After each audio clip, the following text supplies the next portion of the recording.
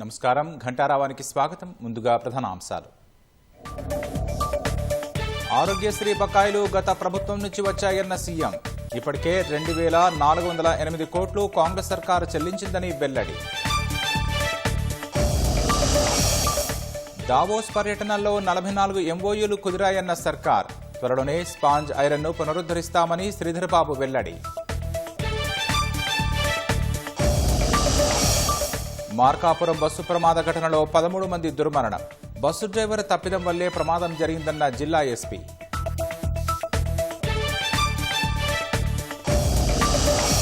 పశ్చిమాసియాలో మరింత తీవ్ర రూపం దాల్చిన యుద్ధం. డ్రోన్లు, క్షిపణులతో ఇరాన్పై విరుచుకుపడుతున్న అమెరికా, ఇజ్రాయెల్.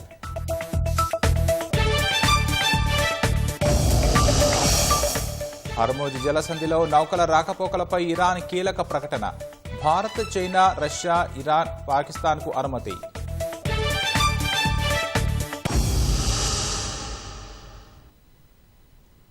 దావోస్ పెట్టుబడులు, ఎంఓయూలపై విపక్షాల విమర్శలపై అసెంబ్లీలో మంత్రి శ్రీధర్బాబు తీవ్రంగా స్పందించారు. రాష్ట్రానికి పెట్టుబడులు తీసుకొస్తుంటే ఓర్వలేక విపక్షాలు విష ప్రచారం చేస్తున్నాయని మండిపడ్డారు. స్వార్థ రాజకీయాల కోసం చేస్తున్న ఈ తప్పుడు ప్రచారం రాష్ట్ర అభివృద్ధికి మంచిది కాదని హితవు పలికారు.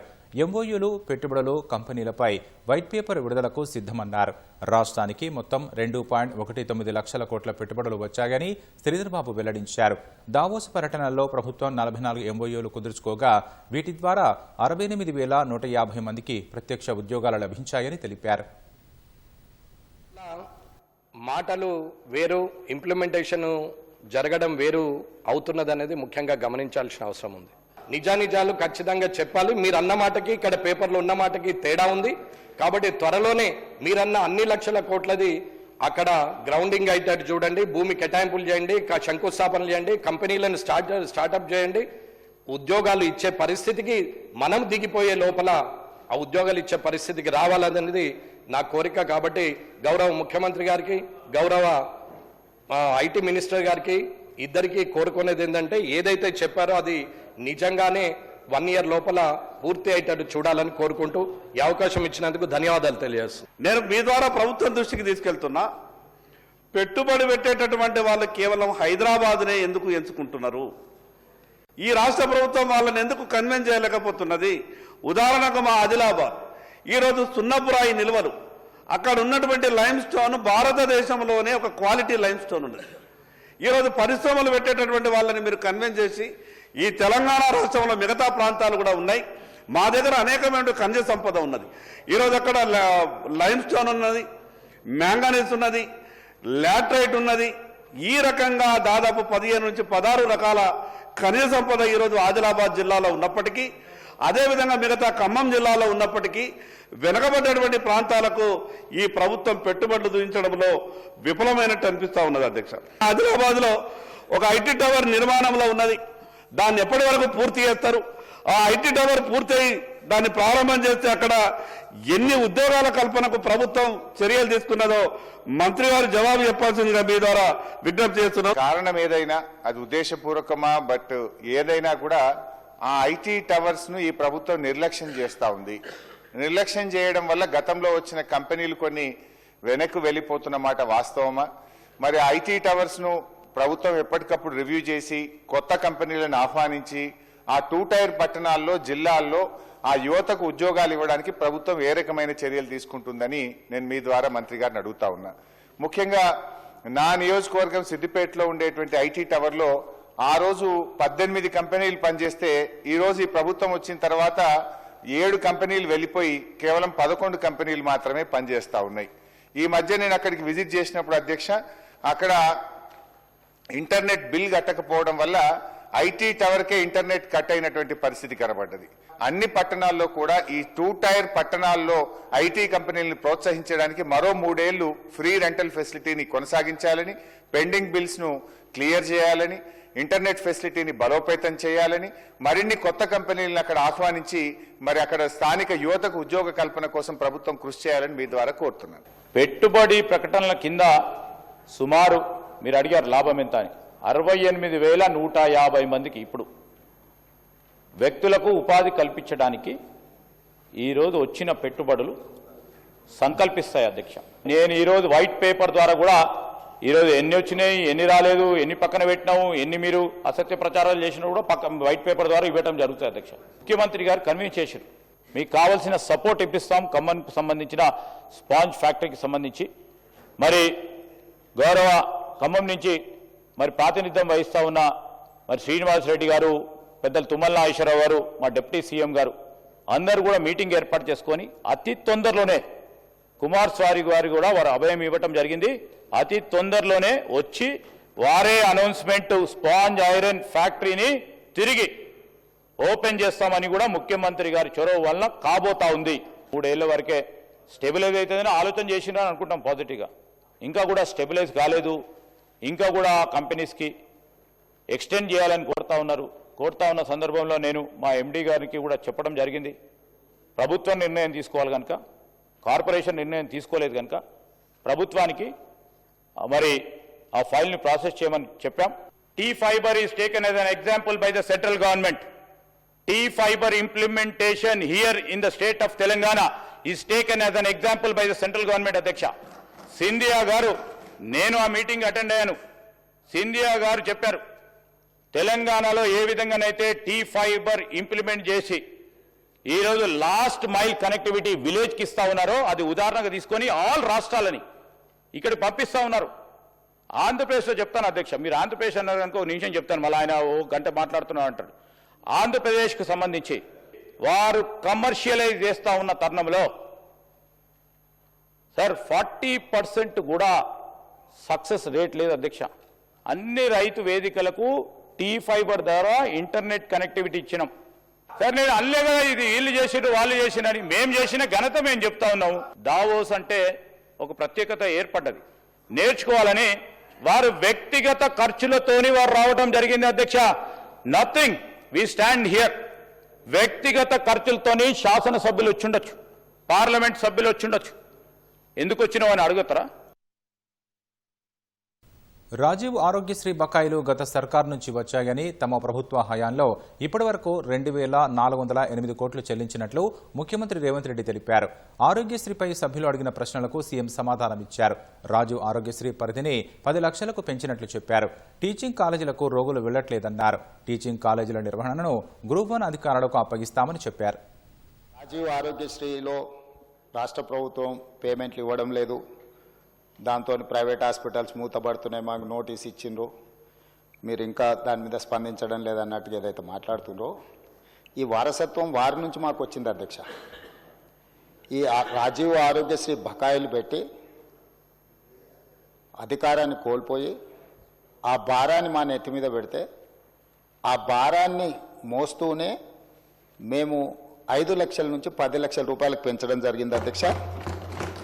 ఆ విషయం కూడా 7 తారీఖు నాడు మేము ప్రభుత్వం బాధ్యత తీసుకున్నప్పుడు 7/12/2023 నాటికి గత ప్రభుత్వం నుంచి వారసత్వంగా మాకు వచ్చిన భారము 600,27,00,000 అధ్యక్ష. 600,27,00,000 రూపాయల భారము గత ప్రభుత్వం నుంచి మాకు వారసత్వంగా రాజీవ్ ఆరోగ్యశ్రీలో భారం వచ్చింది అధ్యక్ష. అందులో గవర్నమెంట్ హాస్పిటల్స్కి 240,11 లక్షలు, ప్రైవేట్ హాస్పిటల్స్లో 360,16 లక్షలు. అదేవిధంగా అధ్యక్ష, మేము ప్రభుత్వం వచ్చిన తర్వాత మేము చేసిన పేమెంట్స్ 7/12/2023 నాడు మేము పదవి చేపట్టినాక 8/12/2023 అంటే ఫైనాన్షియల్ ఇయర్ 2023-24 అంటే కంప్లీట్ మార్చ్ 31, 2024 వరకు వాళ్ళు లేరు అధ్యక్ష. 3 నెలల ముందే ఈ ప్రభుత్వం బాధ్యత తీసుకున్నది.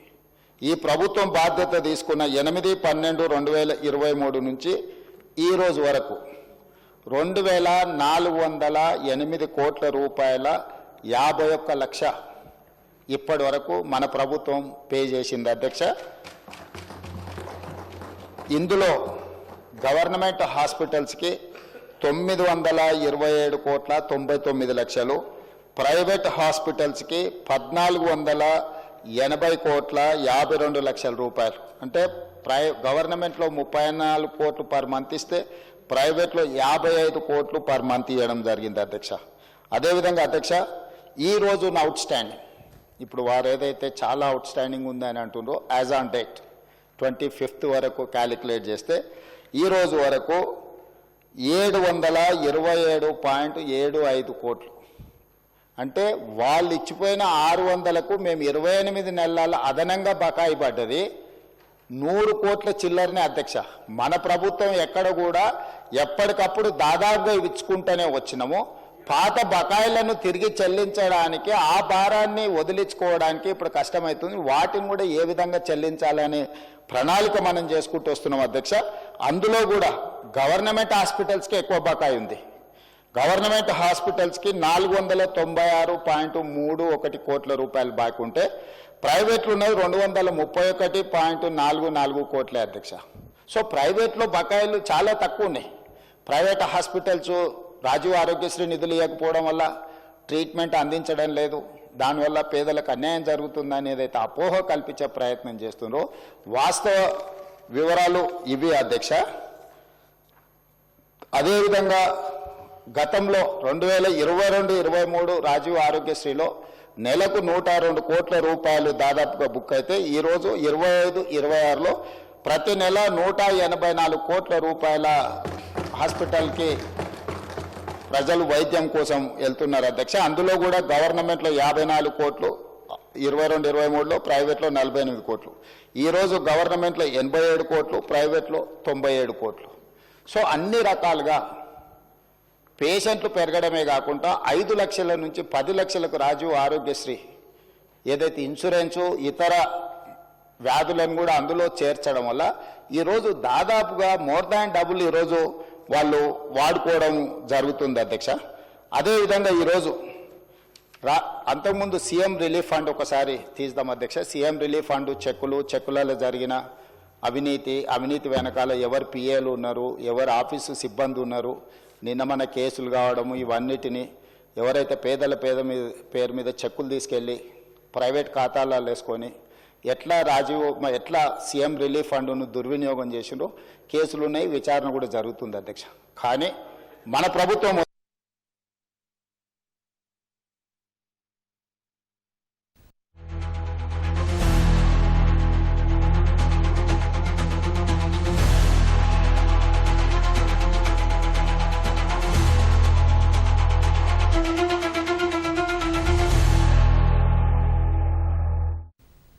అప్పుడే తెల్లవారుతున్న సమయం.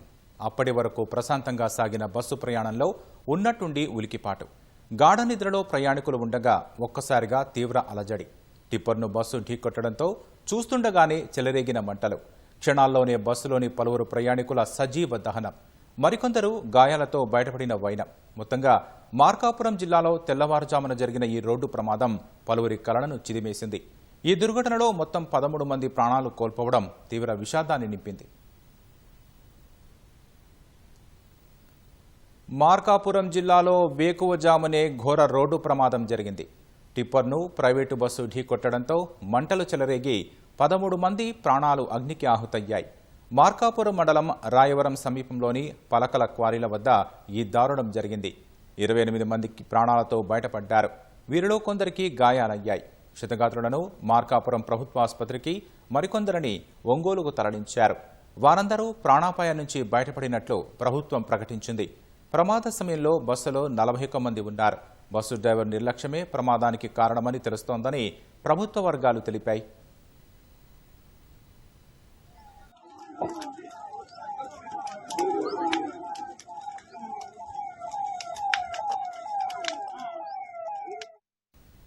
చీముకుర్తి నుంచి మార్కాపురం వైపు కంకర లోడ్తో వెళుతున్న టిప్పర్ లారీని హైదరాబాద్ నుంచి పామూరు వైపు వస్తున్న హరికృష్ణ ట్రావెల్స్ బస్సు ఢీకొట్టింది.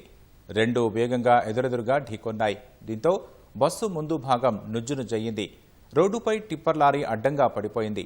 వాహనాన్ని ఉన్న ఇంధనం లీక్ అయ్యింది. అగ్నికీలలు వేగంగా వ్యాప్తి చెందాయి. వెంటనే పెద్ద ఎత్తున మంటలు చెలరేగాయి. ఉదయం 5:30-6 గంటల మధ్యలో ఈ ప్రమాదం జరిగినట్లు తెలిసింది.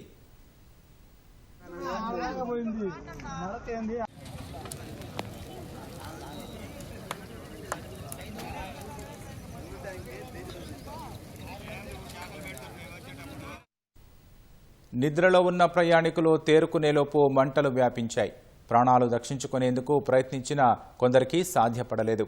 స్లీపర్ కమ్ సీటింగ్ బస్సు కావడంతో పైన నిద్రిస్తున్న వారు కిందకు దిగే లోపే మంటలను వారిని చుట్టుముట్టేశాయి. మంటలు చాలా వేగంగా వ్యాప్తి చెందడంతో ప్రయాణికులు మంటల్లో చిక్కుకుపోయారు. మృతుల్లో మహిళలు, చిన్నారులు కూడా ఉన్నారు. ప్రయాణికులు కనిగిరి, పామూరు, కలిగిరి, వింజమూరు వాసులుగా గుర్తించారు.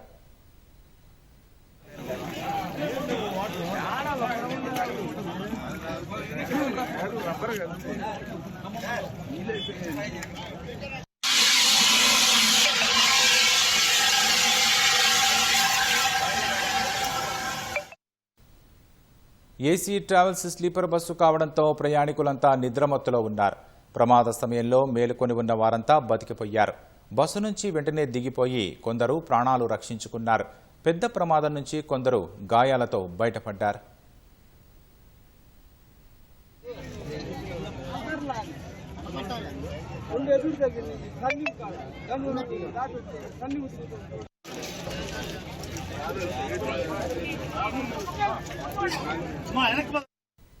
ఘటన జరిగిన వెంటనే పోలీసులు, అగ్నిమాపక సిబ్బంది ఘటనా స్థలానికి చేరుకున్నారు. అప్పటికే బస్సు పూర్తిగా మంటల్లో దగ్ధమైంది. ప్రయాణికులు మంటల్లో చిక్కుకొని మాంసపు ముద్దల్లా మారిపోయిన దృశ్యాలు భీతావహ పరిస్థితిని తలపించాయి. మృతదేహాలను బస్సు నుంచి ఒక్కొక్కటిగా పోలీసులు బయటకు తీశారు. ప్రమాద స్థలాన్ని జిల్లా ఇన్ఛార్జ్ ఎస్పీ హర్షవర్ధన్ రాజు పరిశీలించారు. సహాయ చర్యలను పర్యవేక్షించారు. అక్కడి నుంచే ఏపీ సీఎం చంద్రబాబుతో ఆయన ఫోన్లో మాట్లాడి సంఘటన వివరాలు వివరించారు.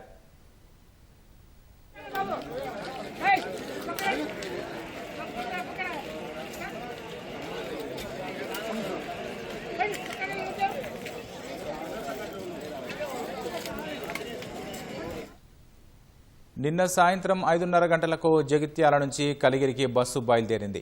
బస్సు కండిషన్ సరిగా లేదని డ్రైవర్తో ముందుగానే ప్రయాణికులు చెప్పినట్లు తెలిసింది. ఎర్రగుండపాలెం వద్ద గంటసేపు నిలిపివేసిన బస్సుకు సిబ్బంది మరమ్మతులు చేశారు. అయితే స్టీరింగ్ స్ట్రక్ అయిందని ప్రైవేట్ ట్రావెల్స్ బస్సు డ్రైవర్ చెబుతున్నారు. ప్రయాణికులంతా మరో గంటలో గమ్యస్థానానికి చేరుకుంటారన్న సమయంలో జరిగిన ప్రమాదం మృతుల కుటుంబాల్లో తీరని విషాదాన్ని నింపింది.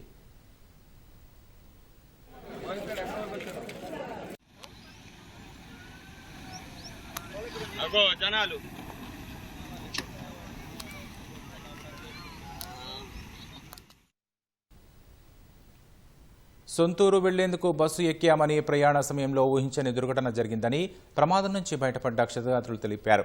ప్రమాదం నుంచి 2 చిన్నారులు సహా 5 కుటుంబ సభ్యులు బయటపడ్డామని బాధిత మహిళ తెలిపారు.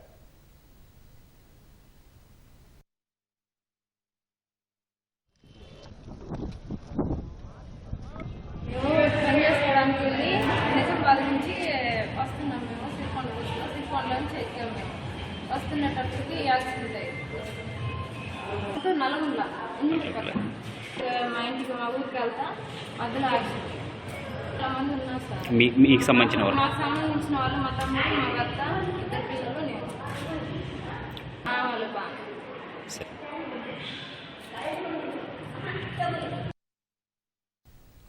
మార్కాపురం జిల్లా బస్సు ప్రమాదానికి కారణాలపై విచారణ చేస్తున్నామని ఎస్పీ హర్షవర్ధన్ రాజు చెప్పారు.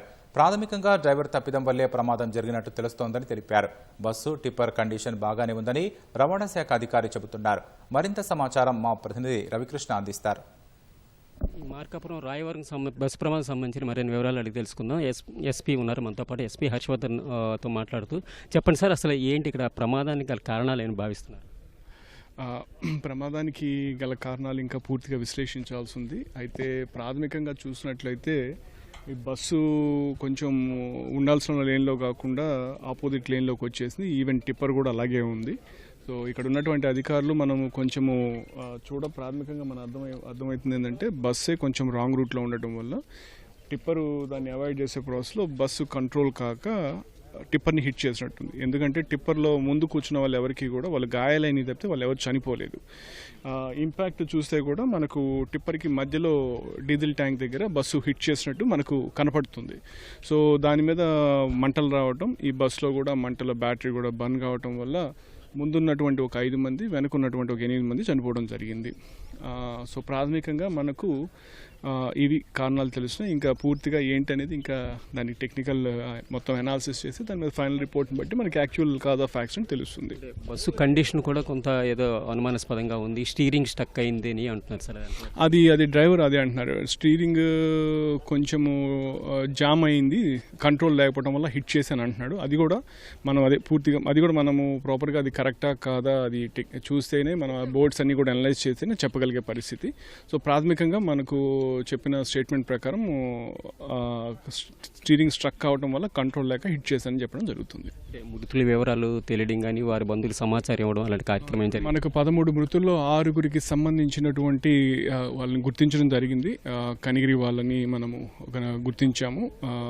వాళ్ళని 4 కనిగిరి వాళ్ళు, పెద్ద అరికెట్ల వాళ్ళు 2, ఇంకా 7 నెల్లూరు వాళ్ళు అని అంటున్నారు. అవి మనం ఇంకా వాళ్ళ బంధువులు వచ్చి దాన్ని గుర్తించి చూసిన దాని మీద మనకు అర్థమవుతుంది. క్షతగాత్రుల పరిస్థితి ఎట్లా ఉంది సార్, వారికి ఎలాంటి సాయం చేస్తారు? మిగతా వారందరూ కూడా వాళ్ళ కండిషన్ అయితే అవుట్ ఆఫ్ డేంజర్, ఎవరికి కూడా లైఫ్ థ్రెటనింగ్ ఇంజురీస్ లేవు. ఒకరికి ఫ్రాక్చరు, లెగ్ ఫ్రాక్చరు, ఇంకొకరికి స్పైన్ ఇంజురీ అయింది.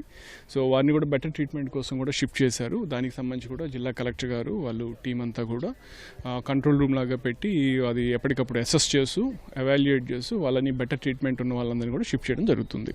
లారీ ఎక్కడి నుంచి వస్తుంది సార్, దాని వివరాలు ఏం తెలిసాయి సార్? లారీ అది మనకి ఇంకా తెలియాల్సింది. లారీ పొదిలి వైపు నుంచి వస్తుండే. సో దానికి సంబంధించిన డ్రైవర్ కూడా హాస్పిటల్లో అందరూ కావడం వల్ల కొంత ట్రామాలో ఉన్నారు. కొంచెం ఆ స్టేట్మెంట్లు మనకు అటు ఇటుగా ఉన్నాయి. అవి కొంచెం వ్యవధి అయిన తర్వాత మనకు కరెక్ట్గా తెలిసేటటువంటి అవకాశం ఉంది.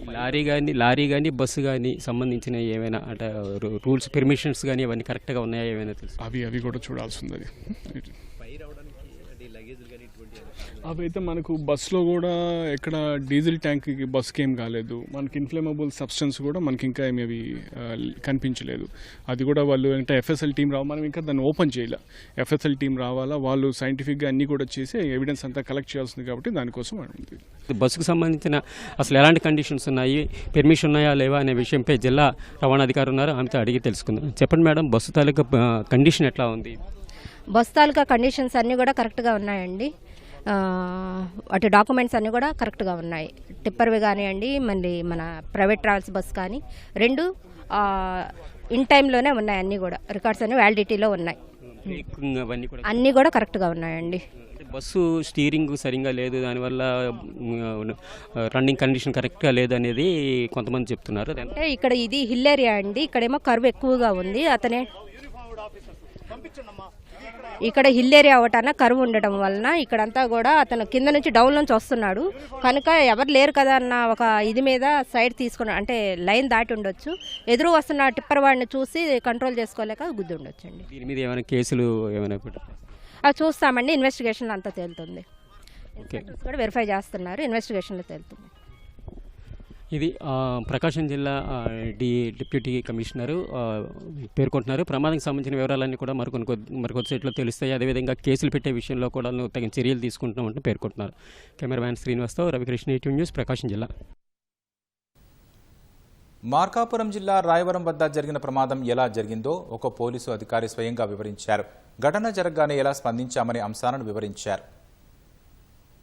ఈరోజు ఉదయం 6 గంటలకి ఒంగోలు అదేవిధంగా మార్కాపురం నేషనల్ హైవే మీద ఒక ప్రైవేట్ ట్రావెల్స్ బస్సు, ఒక టిప్పర్, ఈ 2 కూడా ప్రైవేట్ ట్రావెల్స్ బస్సు జగిత్యాల నుంచి కలిగిరి వెళ్తుంది. అదేవిధంగా టిప్పర్ లారీ మార్కాపురం వెళ్తుంది లారీతో. ఇది ఏదైతే ఉందో ఈ బస్సు ప్రైవేట్ ట్రావెల్స్ బస్సు ఈ టిప్పర్ లారీ యొక్క ట్యాంకర్ని డైరెక్ట్గా హిట్ అవ్వడంతో అక్కడి నుంచి మంటలు చెలరేగి ఉంటాయని మా యొక్క అభిప్రాయం. అదేవిధంగా ఈ బస్సు ఏదైతే ఉందో బస్సు వచ్చి డైరెక్ట్గా ఆయిల్ ట్యాంకర్ని ఢీకొట్టడం వల్ల ఫైర్ యాక్సిడెంట్ అనేది జరిగిందనేది ప్రాథమిక సమాచారం. దీని యొక్క వివరాల సంగతి తెలియాల్సింది. మాకు అగ్ని ప్రమాద సమాచారం తెలియగానే మేము స్పాట్కి వచ్చి మంటలను పూర్తిగా అదుపు చేయడం జరిగింది.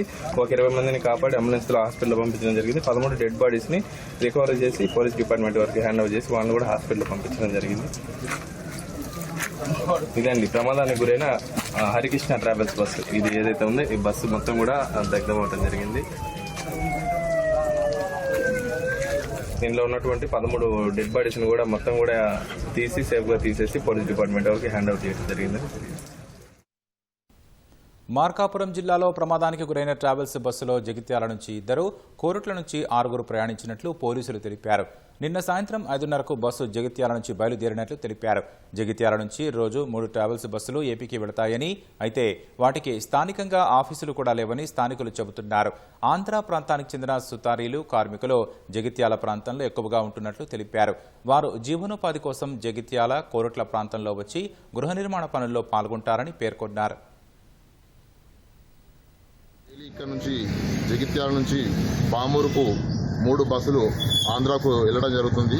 మరి ఆ ఆంధ్ర బండ్లకు సరైన ఆఫీస్ లేక మరి ఈరోజు అందులో కాలిపోయినటువంటి వ్యక్తులకు కూడా ఏ అడ్రస్ లేకుండా ఉన్నది కాబట్టి ఖచ్చితంగా ఆఫీస్ ఉన్న దగ్గర టికెట్ తీసుకున్నట్టయితే వాళ్ళ ప్రాణాలకు హాని కాకుండా ఉండేది. మార్కాపురం జిల్లా దుర్ఘటనపై ప్రధాని మోదీ తీవ్ర దిగ్భ్రాంతి వ్యక్తం చేశారు. బస్సు ప్రమాదంలో పలువురు సజీవ దహనం కావడం అత్యంత విషాదకరమన్నారు. బాధిత కుటుంబాలకు ప్రగాఢ సానుభూతిని తెలియజేశారు. క్షతగాత్రులు త్వరగా కోలుకోవాలని ప్రార్థిస్తున్నట్లు ప్రధాని ట్వీట్ చేశారు. ప్రమాదంలో మృతి చెందిన కుటుంబాలకు 2 లక్షల చొప్పున ప్రధాని పరిహారం ప్రకటించారు. క్షతగాత్రులకు 50,000 చొప్పున పరిహారం అందిస్తామన్నారు.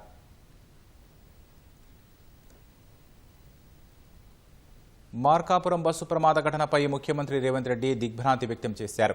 ప్రమాద ఘటనలో పలువురు మృతి చెందడం, కొందరికి తీవ్ర గాయాలు కావడంపై సీఎం విచారణ వ్యక్తం చేశారు. మృతుల కుటుంబాలకు ముఖ్యమంత్రి సానుభూతి తెలిపారు. గాయపడిన వారు త్వరగా కోలుకోవాలని సీఎం ఆకాంక్షించారు.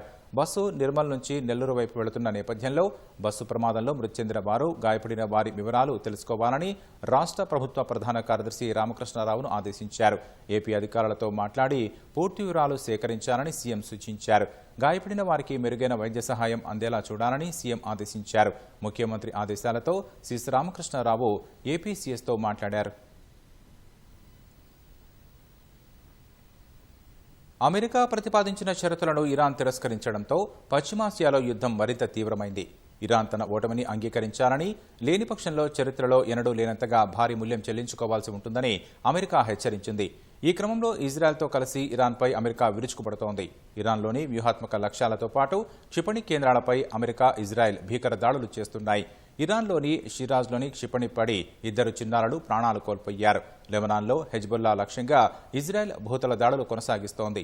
మరోవైపు ఇరాన్ ప్రతీకార దాడులు చేస్తోంది.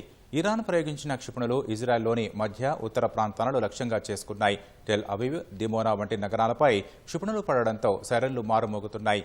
సౌదీ అరేబియాతో పాటు కువైట్లోని అమెరికా స్థావరాల లక్ష్యంగా ఇరాన్ దాడులు చేస్తోంది.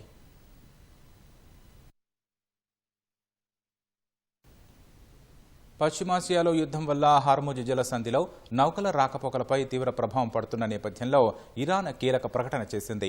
భారత్ వంటి మిత్ర దేశాలకు చెందిన నౌకలకు హార్ముజ్ నుంచి రాకపోకలకు అనుమతిస్తున్నట్లు ఇరాన్ విదేశాంగ మంత్రి అబ్బాస్ అరాక్చీ ప్రకటించారు.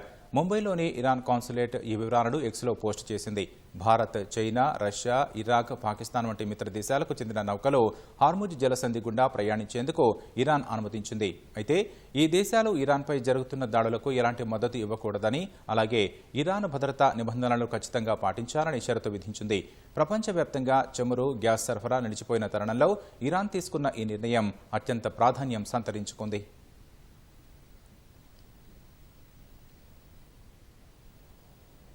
రాష్ట్రంలో ఎల్పీజీ కొరత లేదని గ్యాస్ డీలర్స్ అసోసియేషన్ జాతీయ అధ్యక్షుడు పి వెంకటేశ్వరరావు స్పష్టం చేశారు. గత 10 రోజులతో పోలిస్తే పరిస్థితి చాలా మెరుగుపడిందని ఆయన చెప్పారు.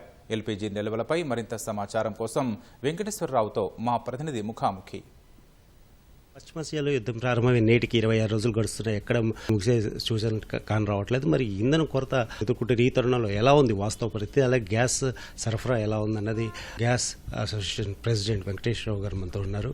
ఆయన అడిగి మరిన్ని వివరాలు తీసుకున్నాం. సార్ చెప్పండి సార్, వాస్తవంగా పరిస్థితి ఈ రోజుకి ఎలా ఉంది? ఈ 26 రోజుల్లో నిన్నటి నుంచి కొంత వెసులుబాటుగా మనకు కనబడుతూ ఉందండి. ముఖ్యంగా భారత ప్రభుత్వం చొరవ తీసుకొని ఆ చమురు కంపెనీలు, మంత్రిత్వ శాఖ వీళ్ళందరి ఆధ్వర్యంలో ఏదైతే డిప్లొమాటిక్ రిలేషన్ మెయింటైన్ చేశారో తద్వారా 2 షిప్స్ మన స్ట్రైట్ నుంచి వస్తున్నాయి. ఇవాళటి వరకు రిలాక్స్డ్ సిచ్యువేషన్ ఉంది. ప్రజలు ముఖ్యంగా ఎవరి మాటలు వింటున్నారో నాకు తెలియదు, కానీ బాగా ఒత్తిడికి లోనై విపరీతమైన బుకింగ్స్ చేయడం జరిగింది. అది ఒక కారణం. అయితే మేము షార్టేజ్ లేదు అని చెప్పడానికి ప్రధాన కారణం యుద్ధ వాతావరణం ఉన్నప్పుడు మనకు రవాణా అసౌకర్యం ఉన్నప్పుడు వచ్చేటువంటి ఏదైతే సరుకు రానప్పుడు మనకు తక్కువ పడుతుంది కదండి. ఈ సందర్భంలో ఆ రవాణా సౌకర్యం లేకపోవడం మూలంగా చాలా కష్టపడి తీసుకురావాల్సిన పరిస్థితులు వచ్చాయి. కాబట్టి అందరినీ మేము అపీల్ చేసింది ఏంటంటే మనకున్న దాంట్లో అందరం పొదుపుగా వాడుకుందాం అనేటువంటి సదుద్దేశమే.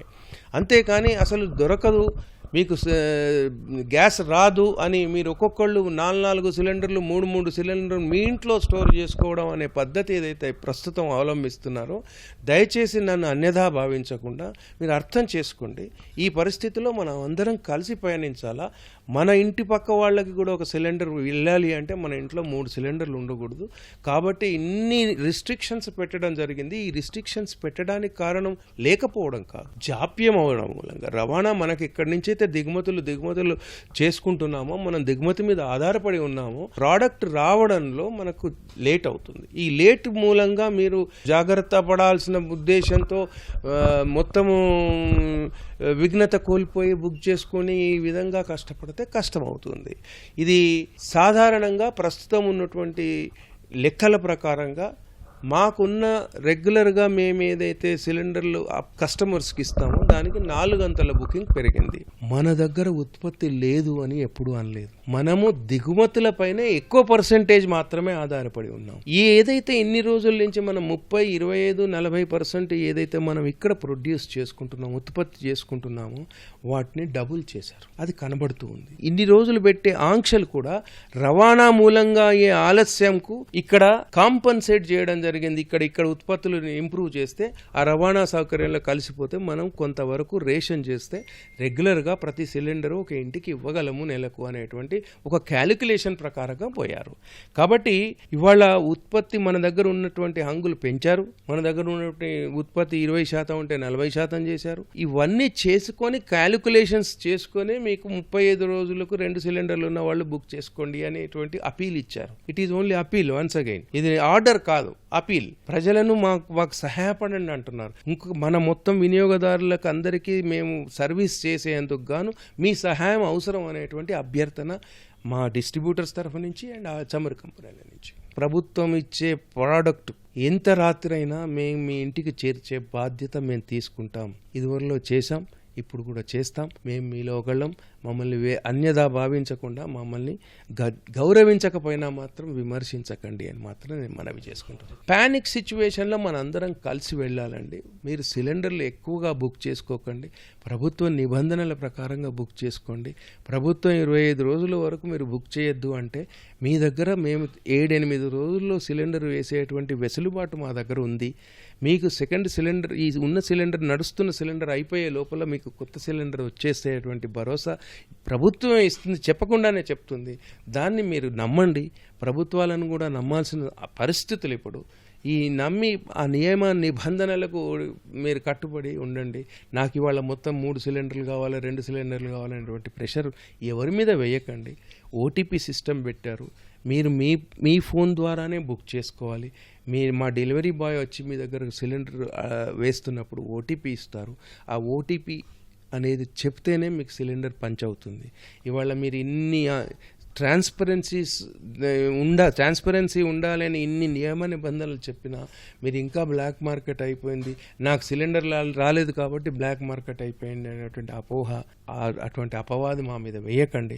ఎందుకంటే ఓటీపీ అనేది కేవలం వినియోగదారుడికే పోతుంది, మాకు కూడా ఉండదు. మీరు ఓటీపీ చెప్తేనే సిలిండర్ పంచ్ అవుతుంది. ఈ సందర్భంలో బ్లాక్ మార్కెట్ అయ్యేందుకు ఏ విధమైన అవకాశాలు ఉన్నాయనేది మా ప్రశ్న. దయచేసి నమ్మండి ఇది, ఎందుకంటే మీకు ఇబ్బంది అవుతున్న మాట వాస్తవం. ఒకటి మాత్రం జరుగుతుంది, ఇవాళ మీకు ఎటువంటి ఢోకా లేదు సిలిండర్ రావడంలో, ఆలస్యం మాత్రం కొంచెం అవుతుంది. పరిస్థితి చాలా క్రమంగా మెరుగవుతుందని చెప్పేసి, అలాగే వినియోగదారులు ఎలాంటి ఆందోళన చెందనవసరం లేదు, భయపడక్కర్లేదు. అలాగే ముందు జాగ్రత్తగా అదనపు సిలిండర్లు బుక్ చేసుకోవాల్సిన అవసరం కూడా లేదని చెప్పేసి వెంకటేశ్వరరావు గారు చెప్తున్నారు. Cameraman క్రాంతితో Ravichandra, ETV news, Warangal. బంగ్లాదేశ్లో పద్మా నదిలో బస్సు పడిన ఘటనలో ఇప్పటివరకు 23 మృతదేహాలను వెలికితీసినట్లు అధికారులు తెలిపారు. గల్లంతైన వారి కోసం సహాయక చర్యలు కొనసాగుతున్నాయని చెప్పారు. బుధవారం బంగ్లాదేశ్లోని రాజ్బరి జిల్లా దౌలత్ దియా ఘాట్ వద్ద ప్రయాణికుల బస్సును ఓ ట్రాన్స్పోర్ట్ ఫెర్రీలోకి ఎక్కించారు. ఆ సమయంలో నియంత్రణ కోల్పోయిన బస్సు అదుపు తప్పి పద్మా నదిలో పడిపోయింది. నీటిలో పూర్తిగా మునిగిపోయింది. ఘటనా సమయంలో బస్సులో సుమారు 50 మంది ప్రయాణికులు ఉన్నారు. 11 మంది ఈదుకుంటూ బయటకు వచ్చి ప్రాణాలు కాపాడుకున్నారు. మిగతా వారు గల్లంతయ్యారు. ప్రమాదం జరిగిన వెంటనే రంగంలోకి దిగిన Bangladesh fire service, navy, coast guard బృందాలు సహాయక చర్యలు చేపట్టాయి. హంజా అనే ప్రత్యేక రెస్క్యూ షిప్ సహాయంతో 6 గంటల పాటు శ్రమించి బస్సును నీటిపైకి తీసుకొచ్చాయి. బస్సు లోపల 23 మృతదేహాలు లభ్యం కాగా మిగిలిన వారు నీటి ప్రవాహంలో గల్లంతయ్యారు. మరణించిన వారిలో మహిళలు, చిన్నారులు కూడా ఉన్నారు. బంగ్లాదేశ్ ప్రధాని తారిక్ రెహమాన్ ఈ ఘటనపై దిగ్భ్రాంతి వ్యక్తం చేశారు. ఈ ప్రమాదంపై సమగ్ర విచారణ జరపాలని అధికారులను ఆదేశించారు. సోషల్ మీడియా వ్యసనం వల్ల కలిగే అనర్థాలపై అమెరికాలోని కాలిఫోర్నియా జ్యూరీ సంచలన తీర్పునిచ్చింది. చిన్నపిల్లల మానసిక ఆరోగ్యం కంటే లాభాలకే ప్రాధాన్యతనిస్తూ వారిని బానిసలుగా మార్చేలా ప్లాట్ఫామ్లను రూపొందించినందుకు మెటా, యూట్యూబ్ సంస్థలపై భారీ జరిమానా విధించింది. కాలిఫోర్నియాకు చెందిన కేజీఎం అనే 20 ఏళ్ల యువతి దాఖలు చేసిన కేసులో ఈ తీర్పునిచ్చింది. తాను చిన్నతనం నుంచే సామాజిక మాధ్యమాలకు బానిసైనట్లు బాధిత యువతి తెలిపింది. 6 ఏళ్ల వయసు నుంచే యూట్యూబ్, 9 ఏళ్ల వయసులో ఇన్స్టాగ్రామ్కు బానిసయ్యానని పేర్కొంది. దీనివల్ల తన మానసిక ఆరోగ్యం తీవ్రంగా దెబ్బతిందని ఆమె కోర్టులో సాక్ష్యం చెప్పింది. సుమారు 40 గంటల పాటు సుదీర్ఘంగా చర్చించిన జ్యూరీ సభ్యులు సదరు యువతికి $3 మిలియన్ అంటే సుమారు 28 కోట్ల నష్టపరిహారాన్ని ప్రకటించారు. మెటా, యూట్యూబ్ సంస్థలు దురుద్దేశంతో మోసపూరిత ధోరణితో వ్యవహరించాయని భావించిన జ్యూరీ అదనంగా మరో $3 మిలియన్ శిక్షాత్మక నష్టపరిహారాన్ని సిఫార్సు చేసింది. ఈ నష్టంలో మెటా సంస్థ 70% బాధ్యత వహించాలని, యూట్యూబ్ మిగిలిన 30% భరించాలని జ్యూరీ స్పష్టం చేసింది. మరోవైపు ఈ తీర్పుపై మెటా, గూగుల్ సంస్థలు తీవ్రంగా విభేదించాయి. పైకోర్టులో అప్పీలు చేస్తామని ప్రకటించాయి. జమ్మూ కాశ్మీర్లో ఉగ్ర కార్యకలాపాలను అణచివేసేందుకు భద్రతా దళాలు వేటను ముమ్మరం చేశాయి.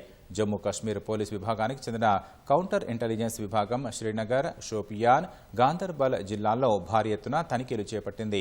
ఇటీవల నమోదైన ఒక అంతర్జాతీయ ఉగ్రవాద కేసు దర్యాప్తులో భాగంగా ఈ దాడులు జరుగుతున్నాయి. కోర్టు జారీ చేసిన సెర్చ్ వారెంట్ల ఆధారంగా అధికారులు అనుమానితుల నివాసాలు, ఇతర ప్రాంతాల్లో సోదాలు నిర్వహిస్తున్నారు.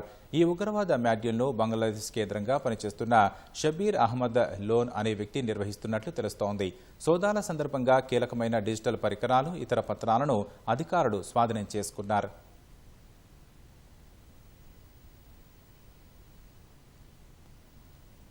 బీసీలను కాంగ్రెస్ ప్రభుత్వం మోసం చేస్తూనే ఉందని మాజీ మంత్రి తలసాని శ్రీనివాస్ యాదవ్ ఆరోపించారు. హరీష్ రావు సహా బీఆర్ఎస్ ఎమ్మెల్యేలు గన్ పార్క్ వద్ద నిరసన చేపట్టారు. కాంగ్రెస్ పార్టీ అధికారంలోకి రాగానే బీసీలకు ఏడాదికి 20,000 కోట్లు కేటాయిస్తామని చెప్పి నయవంచనకు గురిచేసిందని తలసాని అన్నారు. కుల వృత్తులను కేసీఆర్ బలోపేతం చేశారని గుర్తు చేశారు. కర్ణాటక ముఖ్యమంత్రి సిద్ధరామయ్యతో అబద్దాలు చెప్పించి కోట్లు దండుకున్నారని మండిపడ్డారు. స్థానిక సంస్థల ఎన్నికల్లో జనరల్ స్థానాల్లో కూడా బీసీలు గెలిచారంటే బీసీల సత్తా ఏంటో ప్రభుత్వం అర్థం చేసుకోవాలన్నారు. ప్రభుత్వం వచ్చిన తర్వాత మోసాలు చేయడమే కాకుండా అన్ని డ్రామాలు నడిపించారు. ఆ రోజు 42% రిజర్వేషన్ అది 9th షెడ్యూల్లో పెడితే తప్ప జరగదని చెప్పి మేము పదే చెప్పినా ఒక మోసపూరితంగా అసెంబ్లీలో పెట్టి తీర్మానం చేసి ఢిల్లీకి పంపించడం. గతంలో కూడా కేసీఆర్ గారు కూడా తీర్మానం చేసి పంపించారు. కాబట్టి అనేకమైనటువంటి అలివిగాని హామీలు ఇచ్చినటువంటి ప్రభుత్వానికి రాబో రోజుల్లో మరి బుద్ధి చెప్పడానికి రాష్ట్రంలో ఉన్నటువంటి బీసీ వర్గాల ప్రజలందరూ సన్నద్ధంగా ఉన్నారని చెప్పి నేను ఈ సందర్భంగా తెలియజేస్తా ఉన్నాను. మరి మీరు ఏదైతే ఇచ్చినటువంటి హామీ 20,000 కోట్లు ప్రతి సంవత్సరం పెడతామన్నారో అది పెట్టవలసినటువంటి అవసరం ఉన్నదని చెప్పి, లేకపోతే తప్పకుండా బీసీలు మీ మెడల్ వంచడమే కాకుండా రాబో కాలంలో మరి కాంగ్రెస్ పార్టీని బొందబెడతారని చెప్పి తెలియజేస్తా ఉన్నాను. నిర్మల్ జిల్లా శివాజీ చౌక్లోని బ్యాటరీ దుకాణంలో షార్ట్ సర్క్యూట్ జరిగి అగ్ని ప్రమాదం చోటు చేసుకుంది. సమాచారం అందుకున్న అగ్నిమాపక సిబ్బంది హుటాహుటిన ఘటనా స్థలాన్ని చేరుకుని మంటలు ఆర్పేశారు. ప్రమాదంలో ఎలాంటి ప్రాణనష్టం జరగలేదని, షాప్లో ఉన్న బ్యాటరీలు, సామాగ్రి అగ్ని ఆహుతవ్వడంతో దాదాపు 5 లక్షల నష్టం జరిగి ఉండవచ్చని అధికారులు తెలిపారు.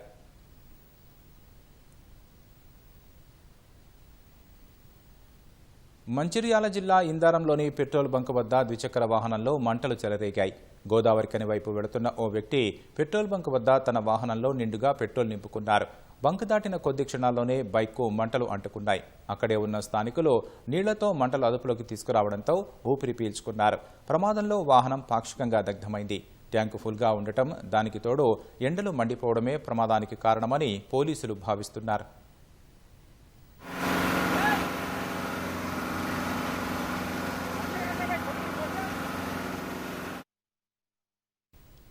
హైదరాబాద్లో పౌర సరఫరాల శాఖ కమిషనర్ స్టీఫెన్ రవీంద్ర మాట్లాడుతున్నారు. ప్రత్యక్ష ప్రసారం ద్వారా చూద్దాం. అడిషనల్గా సప్లై చేయడం జరిగింది. That is with respect to petrol. Okay, so అట్లాగే మీకు ఇండివిజువల్గా మీరు చూస్తే BPCL, IOCL and HPCL almost వాళ్ళు 94%, 99% అండ్ 48% వరకు ఎక్సెస్ వీళ్ళు పెట్రోల్ వీళ్ళు డిస్పాచ్ చేశారు. ఇది ఓకే. అట్లానే డీజిల్ చూడండి, డీజిల్ చూస్తే మనకి యావరేజ్ సప్లై ఏదైతే ఉన్నదో ఇట్ ఈస్ అబౌట్ 7,348. అంటే నార్మల్ ప్రీ క్రైసిస్ టైంలో ఇది 7,348 ఉంటే నిన్న అబౌట్ 11,327.5 కిలోలీటర్స్ వరకు డిస్పాచ్ చేయడం జరిగింది. ఓవరాల్ మీరు చూస్తే 67% ఇంక్రీజ్ ఉన్నది మనకి డీజిల్కి సంబంధించిన ఇంక్రీజ్ ఆఫ్ సప్లై. సో ఓవరాల్గా మనం చూస్తే ఇక్కడ బోత్ పెట్రోల్ అండ్ డీజిల్ కలుపుకుంటే 13,231 మనకి యావరేజ్ సప్లై అవసరం ఉంటే నిన్న అబౌట్ 22,127 కిలోలీటర్స్ వరకు సప్లై చేయడం జరిగింది. ఓవరాల్ మనం చూస్తే యావరేజ్గా మోర్ దెన్ 67% వరకు మనము ఇక్కడ సప్లై చేయడం జరిగింది. సో దీనికి సంబంధించి మనము ఒక కంట్రోల్ రూమ్ అన్నది ఏర్పాటు చేసుకోవడం జరిగింది. ఈ కంట్రోల్ రూమ్లోని ఎప్పటికప్పుడు మనకి ఆయిల్ రిఫైనరీస్ నుంచి ఈ టర్మినల్స్ వరకు మనకి ఎంత స్టాక్ వస్తుంది, తర్వాత ఈ టర్మినల్స్ నుంచి మనకి ఈ రిటైలర్స్కి ఆర్ డిస్ట్రిబ్యూటర్స్కి మనకి ఎట్లా సప్లై జరుగుతుందని ఎప్పటికప్పుడు ఇక్కడ నుంచి ఇక్కడ మానిటర్ చేస్తాను. ఈ పర్టికులర్ మనకి కంట్రోల్ రూమ్ చూస్తే ఇది both LPG and also petrol and డీజిల్కి మనము సప్లై చైన్ అంతా కూడా ఎప్పటికప్పుడు ట్రాక్ అండ్ మానిటర్ చేస్తూ ఉన్నాము. ఈ పర్టికులర్ మనకి ఈ కంట్రోల్ రూమ్లోని మనకి ఎల్పిజి ఓఎంసీస్ ఉంటారు, లేకపోతే పెట్రోల్ అండ్ డీజిల్ ఓఎంసీస్ ఉంటారు, అండ్ మా సివిల్ సప్లైస్ స్టాఫ్ ఉన్నారు, పోలీస్ అదర్ డిపార్ట్మెంట్స్ కూడా మనకి ఉండి ఎప్పటికప్పుడు మనము మానిటర్ చేసుకోవడం జరుగుతుంది. సో హైదరాబాద్లోని సిచ్యువేషన్ చూస్తే మనకు ఆల్మోస్ట్ 596 వరకు అవుట్లెట్స్ ఉన్నాయి. హైదరాబాద్లోని స్పెషల్గా మనం మానిటర్ చేస్తూ ఉన్నాము. హైదరాబాద్లోని ప్రతి అవుట్లెట్లో సివిల్ సప్లైస్ ఆఫీసర్స్ ఉన్నారు, ప్రతి అవుట్లెట్లో పోలీస్ డిప్లాయ్మెంట్ ఉన్నది, అట్లానే రెవెన్యూకి సంబంధించి కొందరు ఆఫీసర్స్ ఉన్నారు. ఎప్పటికప్పుడు మనకి అక్కడ స్టాక్స్ ప్రతి డిస్ట్రిబ్యూటర్లోని ఎట్లా ఉన్నాయి, ఈ స్టాక్స్ ఎప్పుడు డిప్లీట్ అవుతాయి అన్నది మనము ఈ కంట్రోల్ రూమ్కి చెప్తారు. ఈ కంట్రోల్ రూమ్ ఏమో ఇక్కడ ఓఎంసీస్తోని కోఆర్డినేట్ చేసుకుని, అంటే ఐఓసిఎల్, బీపీసీఎల్ అండ్ హెచ్పిసిఎల్ కంపెనీస్తో కోఆర్డినేట్ చేసుకుని ఎప్పటికప్పుడు స్టాక్స్ని రిప్లెనిష్ చేసే విధంగా మనము ఇది కంప్లీట్గా ప్లాన్ చేసుకుంటా ఉన్నాము. ఇక్కడ చూసారంటే మనకి ఈవెన్ ఆల్మోస్ట్ డైలీ మనకి ట్యాంకర్స్ చూడండి అబౌట్ 2,173 ట్యాంకర్స్ ఉన్నాయి. ఈ ట్యాంకర్స్ కూడా మనకి జీపీఎస్ ఫిట్టెడ్ ఉంటాయి. ఈ ఏ డైరెక్షన్లో పోతా ఉన్నాయి, ఎప్పుడు పోతా ఉన్నాయి, లేట్ అవుతా ఉన్నది అన్నది కూడా మానిటర్ చేయడం జరుగుతుంది ఇక్కడ. సో మన ఆఫీసర్స్ కూడా ఏంటంటే ఫీల్డ్లోనే ఎప్పటికప్పుడు మనకి ఇన్ఫర్మేషన్ ఇచ్చి స్టాక్ పొజిషన్ మానిటర్ చేయడం వల్ల నిన్నటి కన్నా చూస్తే ఈ రోజు వరకు చాలా మటుకు మనకి పెట్రోల్ బంక్స్ దగ్గర ఈ రద్దీ తగ్గింది. సో దీన్ని మనము కంటిన్యూస్గా సప్లై చేసుకుంటూ మనము ఈ పర్టికులర్ ఇష్యూని మనము రిజాల్వ్ చేసే విధంగా ఉన్నాము. అట్లానే మనము నెక్స్ట్ చూస్తే ఎల్పిజి.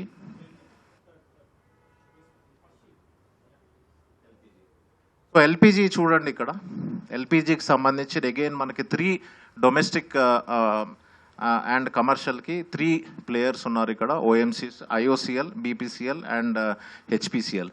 సో ఈ మార్కెట్ షేర్ కూడా చూడండి వీళ్ళది 41%, 36% అండ్ 23% ఉన్నది. సో ఓవరాల్గా మనకి స్టేట్లో చూస్తే డొమెస్టిక్కి సంబంధించి అబౌట్ 1.28 crores వరకు మనకి డొమెస్టిక్ ఎల్పిజి కనెక్షన్స్ ఉన్నాయి. సో ఆన్ అండ్ యావరేజ్ మనకి డొమెస్టిక్ అండ్ కమర్షియల్ చూస్తే డొమెస్టిక్కి ట్రక్స్ నిన్న అబౌట్ 449 ట్రక్స్ మనం డిస్పాచ్ చేశారు. ఈ ట్రక్స్ కూడా ఎంటైర్ హైదరాబాదే కాదు, ఆల్ ఓవర్ తెలంగాణలో కూడా మూమెంట్ ఉంటాయి. ఆ మూమెంట్ కూడా మనం ఎప్పటికప్పుడు ట్రాక్ చేసి డిస్ట్రిబ్యూటర్స్ దగ్గర ఎల్పిజి సప్లై పొజిషన్ ఎట్లా ఉన్నదో అన్నది కూడా మానిటర్ చేస్తున్నాము. ఇక్కడ చూసారంటే టోటల్ తెలంగాణలో మనకి డొమెస్టిక్ ఏమో అబౌట్ 806 డిస్ట్రిబ్యూటర్స్ ఉన్నారు, అట్లానే 374 మనకి కమర్షియల్ సెక్టర్లో ఉన్నారు. సో ఇక్కడ మీకు డిమాండ్ అండ్ సప్లై చూస్తే ఇక్కడ బుకింగ్స్ చూడండి, బుకింగ్స్ నిన్న కొంచెం స్పైక్ ఉన్నాయి. సో యావరేజ్ బుకింగ్స్ మనం 2.2 lakhs ఉంటే నిన్న 2.81 lakhs వరకు పెరగడం జరిగింది.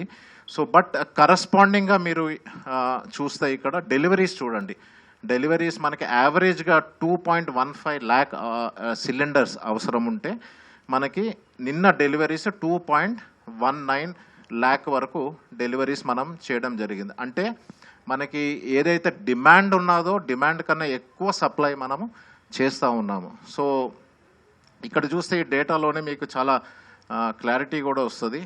ఇందులో ఏంటంటే మనకి అది పెట్రోల్ అయినా కావచ్చు, డీజిల్ అయినా కావచ్చు, లేకపోతే ఎల్పిజి అయినా కావచ్చు, డిమాండ్ ఎంత ఉన్నదో డిమాండ్ కన్నా ఎక్కువ మనము సప్లై చేస్తూ ఉన్నాం.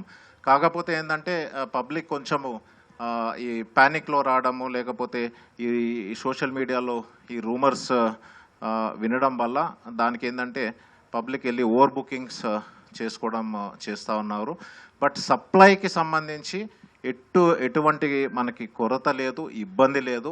కంటిన్యూస్గా మనము ఓఎంసీస్తోని టచ్లో ఉన్నాము, గవర్నమెంట్ ఆఫ్ ఇండియాతో కూడా టచ్లో ఉండి గవర్నమెంట్ ఆఫ్ తెలంగాణ ఎప్పటికప్పుడు పబ్లిక్ ఎట్లాగా ఇబ్బంది కలగకుండా మనము ఈ సప్లై అన్నది చేస్తూ ఉన్నాము. ద థర్డ్ ఇష్యూ ఒకటి వస్తే పిఎన్జి అంటే pipe natural gas. Pipe natural గ్యాస్కి సంబంధించి కూడా ఈ డేటా చూడండి.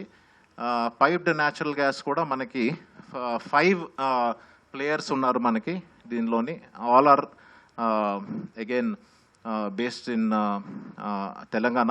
ఇప్పుడు Bhagyanagar gas limited Hyderabad operate చేస్తుంది. అనే mega city gas distribution private limited in Rangareddy, Mahabubnagar, Nalgonda and Warangal. అట్లానే టొరెంట్ గ్యాస్ అన్నది సంగారెడ్డి, మెదక్లోని.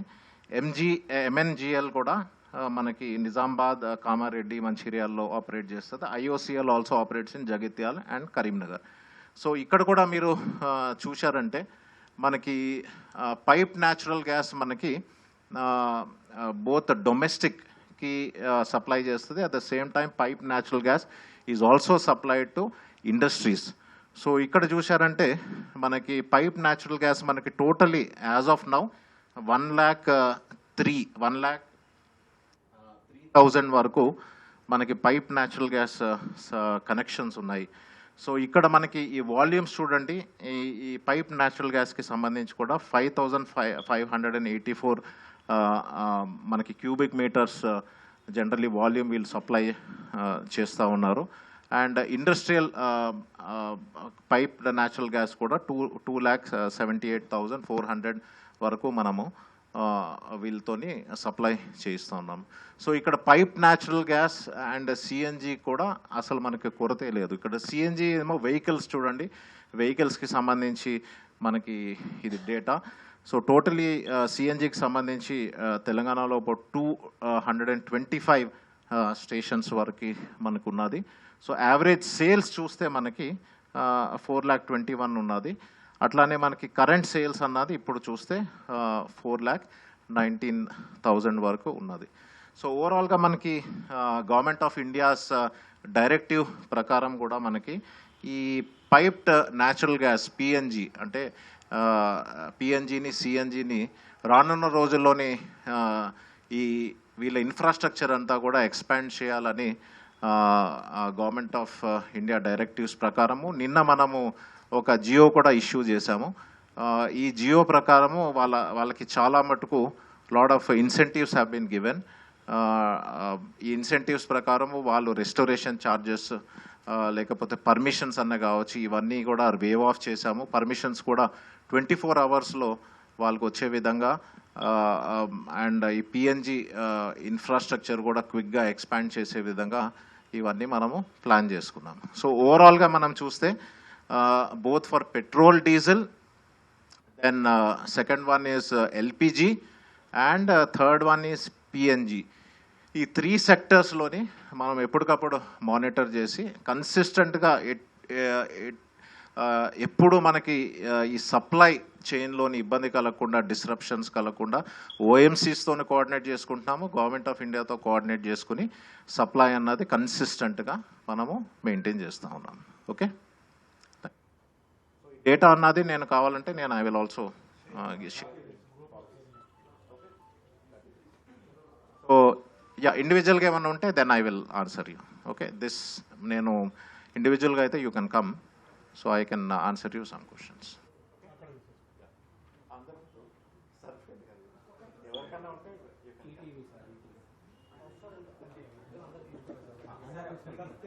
కొందరు వస్తే రండి sir. Okay, please come. Thank you.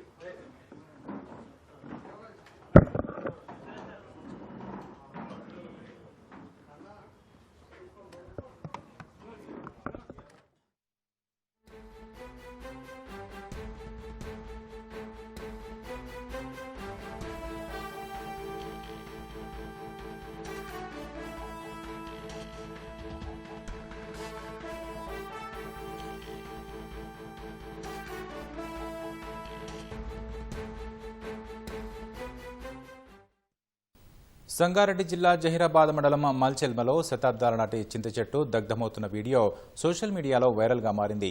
300 ఏళ్ల నాటి చింత చెట్టుపై 3 రోజుల క్రితం పిడుగుపడింది. మంటలు బుధవారం ఒక్కసారిగా చెలరేగాయి.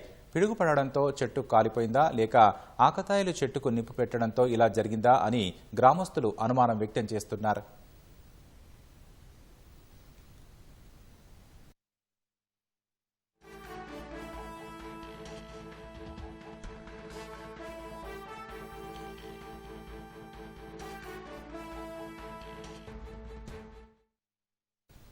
ఖమ్మం జిల్లా ఎర్రుపాలెంలో మార్కెట్లో మొక్కజొన్నలు, ధాన్యం కొనుగోలు చేయాలని డిమాండ్ చేస్తూ రైతులు ధర్నా నిర్వహించారు.